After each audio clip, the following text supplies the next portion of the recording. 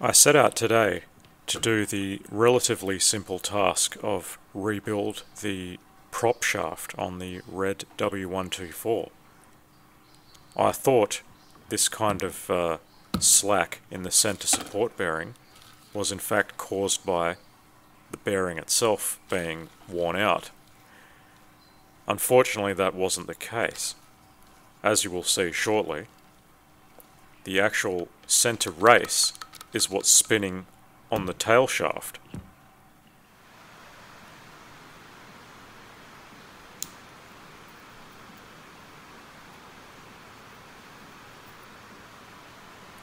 I have no idea how this would have happened. As you can see, the bearing is in fact loose on the shaft, and it should not be.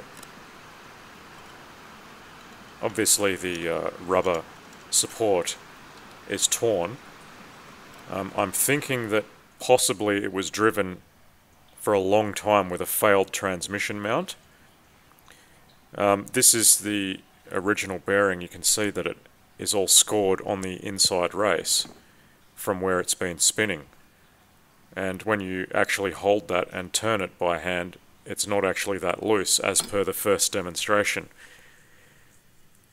So I have assembled it with a new holder and bearing and the boot as well, but I'm not happy with it. I think I'm going to revisit this later because there is still some play where the bearing sits on the shaft, and that's not how it's supposed to be.